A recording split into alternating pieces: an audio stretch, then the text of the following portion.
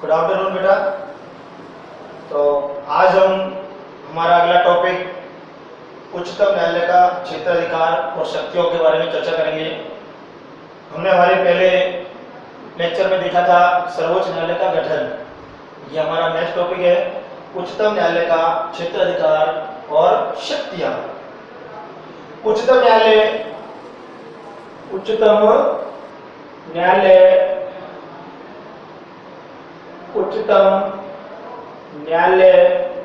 का क्षेत्राधिकार बहुत ही विस्तृत है।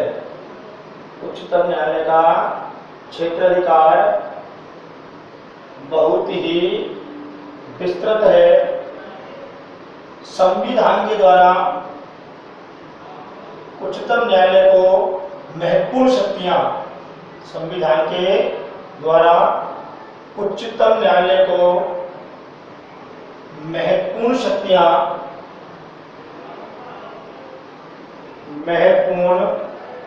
शक्तियां प्रदान की गई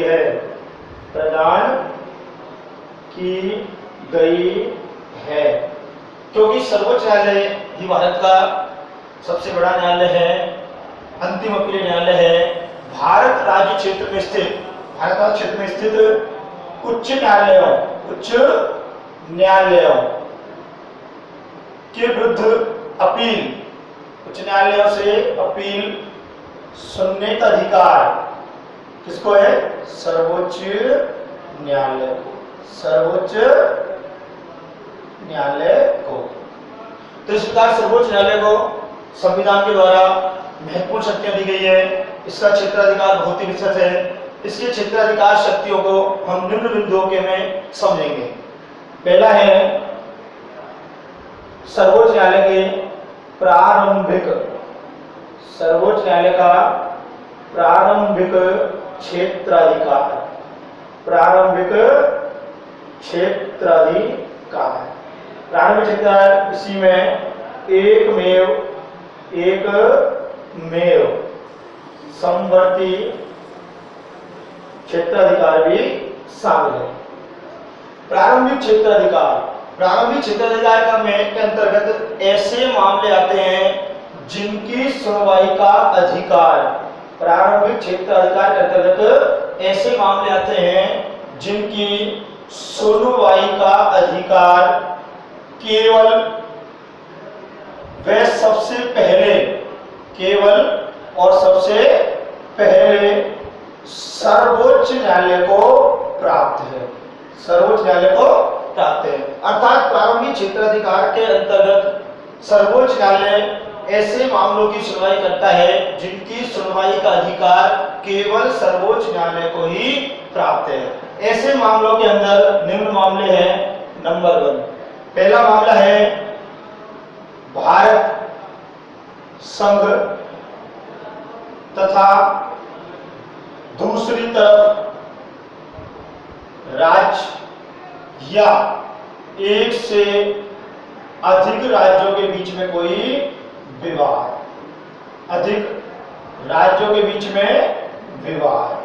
अर्थात भारत सरकार और राज्य एक से अधिक राज्यों के बीच में कोई विवाद है, उसकी सुनवाई का अधिकार केवल और सबसे पहले सर्वोच्च न्यायालय को ही प्राप्त है। दूसरा है भारत संघ तथा संघ का कोई राज्य या राज्यों तथा दूसरी तरफ राज्य या राज्यों के बीच में कोई विवाद। तीसरा है दो या से अधिक राज्यों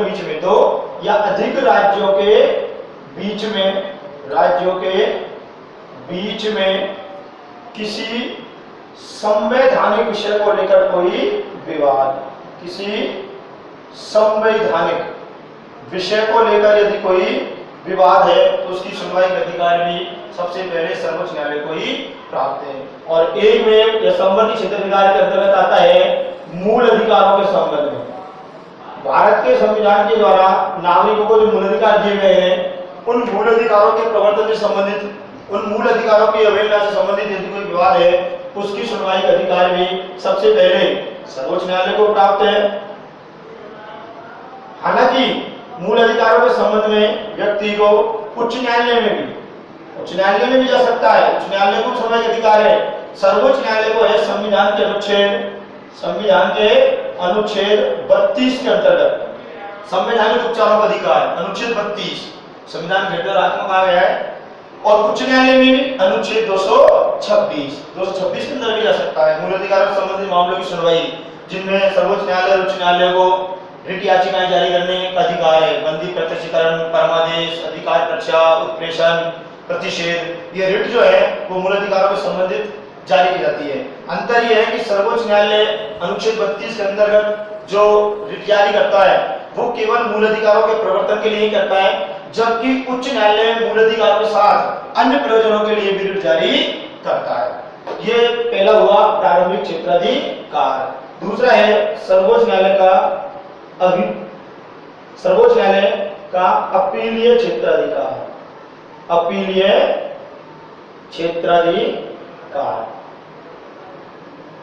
क्षेत्राधिकार के अंतर्गत ऐसे मामले आते हैं जिनकी अपील सुनने का अधिकार सर्वोच्च न्यायालय को प्राप्त है। सर्वोच्च न्यायालय के अपील क्षेत्राधिकार को 4 भागों में बांटा है। कितने भागों में बांटा है? 4 भागों में, 3 और 4। पहला है संवैधानिक मामलों से अपील। पहला है संवैधानिक मामलों में अपील, संवैधानिक मामलों में अपील। दूसरा है दीवानी मामलों में अपील। दीवानी, जिनको सिविल बोलते हैं, दीवानी मामलों में अपील, तीसरा है फौजदारी मामलों में अपील। फौजदारी, इसको आपराधिक बोलते हैं, डांडिक भी बोलते हैं। आपराधिक मामलों में अपील, आपराधिक मामलों में अपील। और चौथा है विशिष्ट मामलों में अपील। चौथा है विशिष्ट मामलों में अपील, विशिष्ट मामलों में अपील। संवैधानिक मामलों में अपील। संवैधानिक मामलों में अपील के अंतर्गत ऐसे मामले आते हैं जब किसी या कोई उच्च न्यायालय ये प्रमाणित कर देता है या किसी उच्च न्यायालय के समक्ष ऐसा कोई मामला आता है जिसमें संविधान के किसी उपबंध की व्याख्या या उसके निर्वचन से संबंधित कोई प्रश्न है। अर्थात उच्च न्यायालय के समक्ष, किसी राज्य के उच्च न्यायालय के समक्ष ऐसा कोई मामला आया है जिसमें संविधान के किसी उपबंध की व्याख्या या उसके निर्वचन से संबंधित कोई प्रश्न है, तब उसकी सुनवाई, उसकी अपील का अधिकार किसको मिल जाता है? उच्चतम न्यायालय को। किसको मिल जाता है? उच्चतम न्यायालय को, क्योंकि उच्चतम न्यायालय को ही संविधान का संरक्षक माना गया है। संविधान के अंतर्गत संविधान में उल्लिखित किसी उपबंध का निर्वचन करने का अधिकार उच्चतम न्यायालय को प्राप्त है। और किसी राज्य के उच्च न्यायालय के समक्ष यदि ऐसा कोई प्रश्न आता है तो उच्च न्यायालय प्रमाणित कर देता है कि इसमें किसी संविधान की किसी उपबंध की व्याख्या से संबंधित प्रश्न अंतर्वलित है, तो उसकी सुनवाई, उसकी अपील का अधिकार उच्चतम न्यायालय को में होता है, उच्च न्यायालय को प्राप्त है। दूसरा है दीवानी सिविल मामलों में अपील। दीवानी सिविल मामलों के बारे में कहा गया पहले ऐसे मामले जिनमें विवाद वस्तु का मूल्य 20,000 या उससे अधिक है, अर्थात 20,000 या उससे अधिक मूल्य की कोई वस्तु का मूल्य विवाद था, तब उसकी अपील जो है सर्वोच्च न्यायालय में होती थी। लेकिन इसको चेंज कर दिया गया, संशोधन कर दिया गया अनुच्छेद 133 के अंतर्गत, और संशोधन करके अब ये कर दिया गया है कि किसी भी दीवानी मामले की, किसी भी सिविल मामले की अपील अब सुप्रीम कोर्ट में की जा सकती है। तीसरा है फौजदारी आपराधिक मामलों में अपील। आपराधिक मामलों में अपील है, इसको भी बिंदुओं में बांटा गया है। आपराधिक मामलों में अपील, सर्वोच्च न्यायालय में किन फौजदारी या दंडिक या अपीलीय मामलों में, आपराधिक मामलों में अपील की जाएगी? पहला यह तब अपील होगी जब किसी अधीनस्थ न्यायालय में, अंडर कोर्ट में किसी अधीनस्थ न्यायालय में चल रहे किसी विवाद में, अधीनस्थ न्यायालय में चल रहे किसी विवाद में अभियुक्त को बरी कर दिया, उस न्यायालय ने अभियुक्त को बरी कर दिया और अपील में उच्च न्यायालय ने, अपील में उच्च न्यायालय ने उस अभियुक्त को मृत्युदंड दे दिया। क्या दे दिया? मृत्युदंड। तब उस मामले की अपील सुप्रीम कोर्ट में होगी। आया समझ में? अर्थात फौजदारी आपराधिक मामले में नीचे के न्यायालय में चल रहे किसी विवाद में, अधीनस्थ न्यायालय में चल रहे किसी विवाद में अभियुक्त को बरी कर दिया गया, लेकिन अपील में उच्च न्यायालय ने अभियुक्त को मृत्युदंड दे दिया, तब उस मामले में अपील उच्चतम न्यायालय में की जाएगी। नंबर 2, किसी अधीनस्थ अर्थात नीचे के न्यायालय में, किसी अधीनस्थ या नीचे के न्यायालय में चल रहे किसी आपराधिक प्रकरण में उस प्रकरण को उच्च न्यायालय ने अपने पास मंगा लिया और अपने पास मंगाकर उस मामले में अभियुक्त को मृत्युदंड दे दिया। क्या दे दिया? मृत्युदंड दे दिया, तब भी अपील सुप्रीम कोर्ट में होगी। दोनों बनता है। पहले मामले में तो ये था कि अधीनस्थ न्यायालय ने अभियुक्त को बरी कर दिया, उस मामले का निर्णय हुआ, निर्णय में उसको बरी कर दिया, ऊपर अपील में उच्च न्यायालय ने उसको मृत्युदंड दे दिया, तब अपील होगी।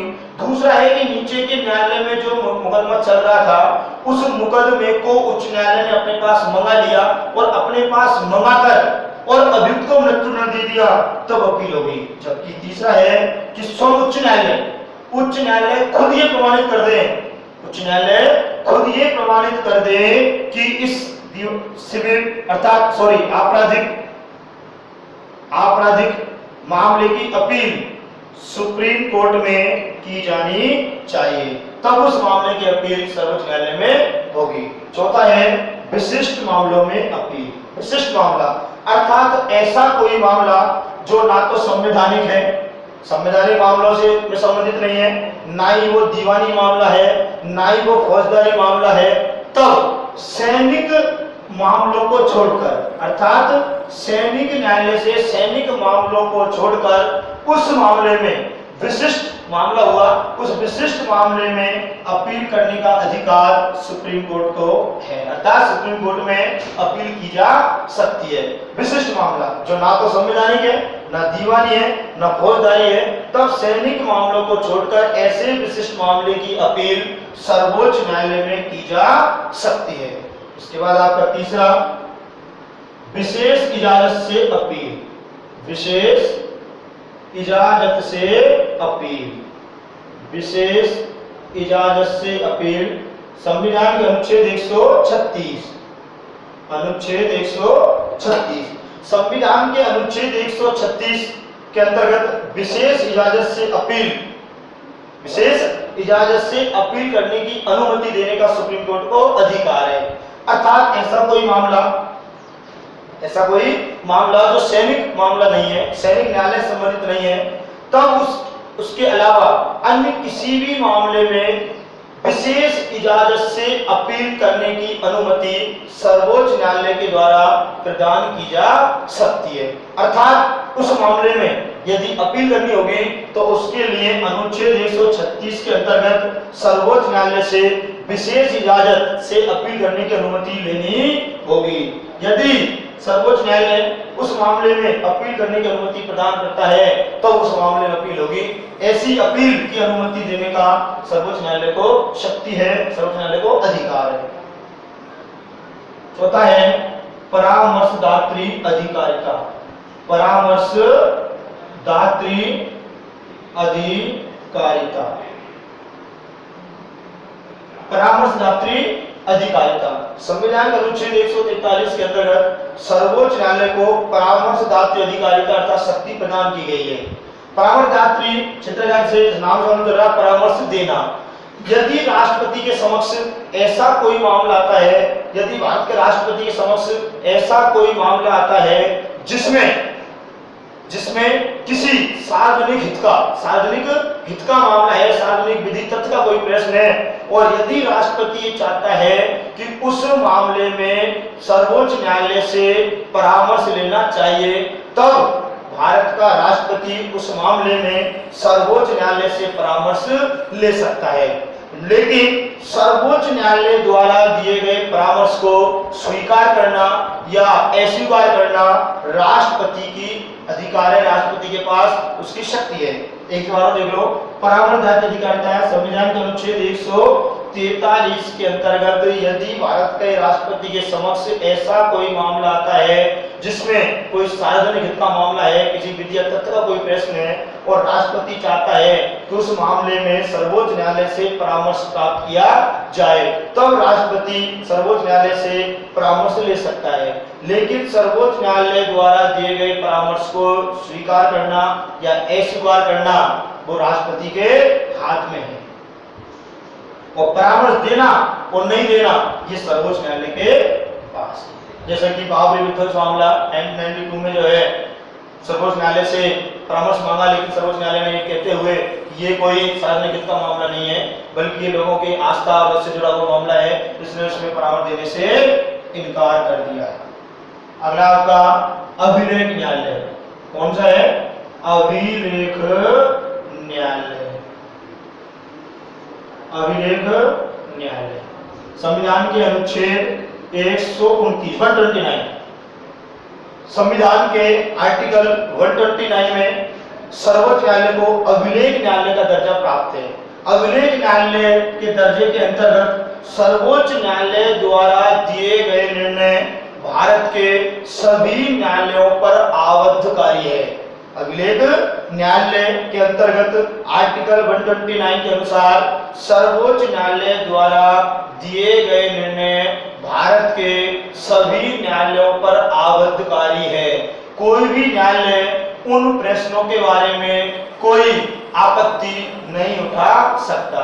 उन सर्वोच्च न्यायालय के निर्णयों को लिखकर संजोकर रखा जाता है जिसे अधीनस्थ न्यायालयों में साक्ष्य के रूप में प्रस्तुत किया जा सके। किसके रूप में? साक्ष्य के रूप में प्रस्तुत किया जा सके। उसके अलावा सर्वोच्च न्यायालय को अर्थात उच्चतम न्यायालय को अपनी अवमानना पर किसी भी प्रकार का दंड देने की शक्ति प्राप्त है। अभिलेख न्यायालय एक बार देखो, सर्वोच्च न्यायालय को आर्टिकल 129 के अंतर्गत अभिलेख न्यायालय का दर्जा प्राप्त है।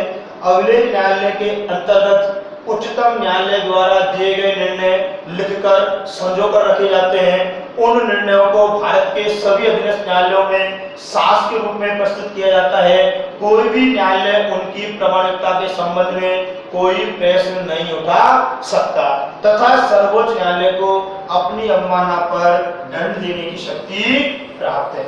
अगला है आपका मूलाधिकारों का संरक्षक। मूलाधिकारों का संरक्षक, मूलाधिकारों का संरक्षक आर्टिकल अनुच्छेद 32 भारत के संविधान अनुच्छेद 32 जिसे संविधान के हृदय और आत्मा का डॉक्टर अम्बेडकर ने, उसके अनुसार सर्वोच्च न्यायालय को मूल अधिकारों का संरक्षक माना गया है। यदि किसी भी व्यक्ति को संविधान के द्वारा प्रदत्त मूल अधिकारों का उपयोग करने से रोका जाता है, उनका अवहेलना की जाती है, उन मूल अधिकारों को छीना जाता है, तब वह व्यक्ति आर्टिकल 32 के अंतर्गत सर्वोच्च न्यायालय में उन मूल अधिकारों के प्रवर्तन के लिए याचिका प्रस्तुत कर सकता है। सर्वोच्च न्यायालय मूल अधिकारों के लिए बंदी प्रत्यक्षीकरण, परमादेश, अधिकार परीक्षा, उत्प्रेषण और प्रतिषेध, ये 5 प्रकार के रिट जारी करता है। कौन? सर्वोच्च न्यायालय। मूल अधिकारों का संरक्षक होने के नाते आर्टिकल 32 के अंतर्गत कोई व्यक्ति अपने मूल अधिकारों के प्रवर्तन के लिए सीधा ही सर्वोच्च न्यायालय में जा सकता है और सर्वोच्च न्यायालय को बंदी प्रत्यक्षीकरण, परमादेश, अधिकार परीक्षा, उत्प्रेषण और प्रतिषेध आदि रिट जारी करने का अधिकार प्राप्त है। और अंतिम जो है आपका वो है संविधान का संरक्षक। संविधान का संरक्षक, इसे न्यायिक पुनरावलोकन की शक्ति भी कहते हैं। क्या कहते हैं? न्यायिक पुनरावलोकन, न्यायिक पुनरावलोकन की शक्ति। सर्वोच्च न्यायालय को संविधान का संरक्षक माना गया है संविधान का संरक्षक माना गया है। संविधान के किसी उपबंध की व्याख्या करने का अधिकार सर्वोच्च न्यायालय को ही प्राप्त है। सर्वोच्च न्यायालय केंद्रीय विधानमंडल या राज्य विधानमंडल या किसी प्राधिकारी के द्वारा बनाई गई ऐसी कोई विधि, कोई कानून, कोई निर्णय, कोई आदेश, उसे देखकर यदि वो नियम कानून जो केंद्रीय विधानमंडल या राज्य विधानमंडल के द्वारा बनाया गया है, यदि मूल अधिकारों को छीनता है, मूल अधिकारों की अवहेलना करता है, संविधान के किसी उपबंध के विरुद्ध है, संविधान के किसी उपबंध के विरुद्ध है, तब सर्वोच्च न्यायालय उसे अवैधानिक क्या कर सकता है? अवैधानिक घोषित कर सकता है। अर्थात सर्वोच्च न्यायालय यदि देखता है कि संघ विधानमंडल या राज्य विधानमंडल के द्वारा जो विधि, कानून, जो आदेश पारित किया गया है वो संविधान के किसी उपबंध का उल्लंघन करता है, वो संविधान के किसी उपबंध के विरुद्ध है, तब सर्वोच्च न्यायालय उसे अवैधानिक घोषित कर सकता है। सर्वोच्च न्यायालय की इसी शक्ति को, सर्वोच्च न्यायालय को संविधान के द्वारा प्राप्त इसी शक्ति को क्या कहा गया है? न्यायिक पुनरावलोकन। न्यायिक पुनरावलोकन। इस प्रकार ये उच्चतम न्यायालय का क्षेत्राधिकार शक्ति हुई। उच्चतम न्यायालय पहला है प्रारंभिक क्षेत्राधिकार, एकमेव क्षेत्राधिकार। दूसरा है अपीलीय क्षेत्राधिकार, अपील के अंतर्गत संवैधानिक मामलों में अपील, दीवानी सिविल मामलों में अपील, फौजदारी मामलों में अपील और विशिष्ट मामलों में अपील। तीसरा है विशेष इजाजत से अपील। चौथा है परामर्शदात्री अधिकारिता।